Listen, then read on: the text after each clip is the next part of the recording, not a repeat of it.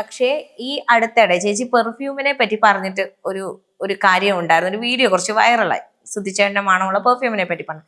പക്ഷെ അതിനെതിരെ പ്രതികരിക്കാൻ ചേച്ചിയുടെ ഈ കരിമിഴി എന്ന് പറയുന്ന ആ ഒരു ആൽബത്തിലെ നായകനായ പ്രതീഷ് മാത്രമേ. ഞാൻ ഞെട്ടിപ്പോയി. അവൻ പറഞ്ഞു ചേച്ചി ഞാനൊരു വീഡിയോ ഇട്ടുകൊള്ളാം.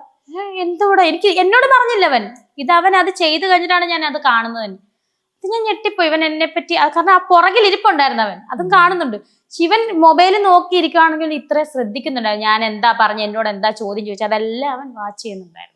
അത് വളരെ ശ്രദ്ധിച്ചു. കാരണം ഇപ്പൊ പറഞ്ഞത് തന്നെയായിരിക്കും. അവൻ എന്നെ മനസ്സിലാക്കിയിട്ടുണ്ട്. ഒരു ചേച്ചി എന്ന നിലയിൽ ഞങ്ങൾ രണ്ടും അഭിനയിക്കുമ്പോഴാണ് റൊമാൻസ് അല്ലെങ്കിൽ കാമുകനായിട്ട് അഭിനയത്തിലാണ് ഞങ്ങൾ. അത് ഞങ്ങൾ ടേക്ക് അല്ലെങ്കിൽ കട്ട് പറഞ്ഞാൽ അവൻ എൻ്റെ സ്വന്തം അനിയനും നല്ലൊരു ബെസ്റ്റ് ഫ്രണ്ടും അവന്റെ സ്വന്തം ചേച്ചിയാണ് ഞാൻ. അങ്ങനെയാണ് ഞങ്ങൾ രണ്ടും കാണുന്നത്.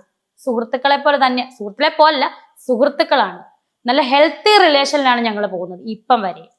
അത് അവന്റെ വൈഫിനറിയാം, അവന്റെ വീട്ടുകാർക്കറിയാം, എന്റെ വീട്ടുകാർക്കും അറിയാം.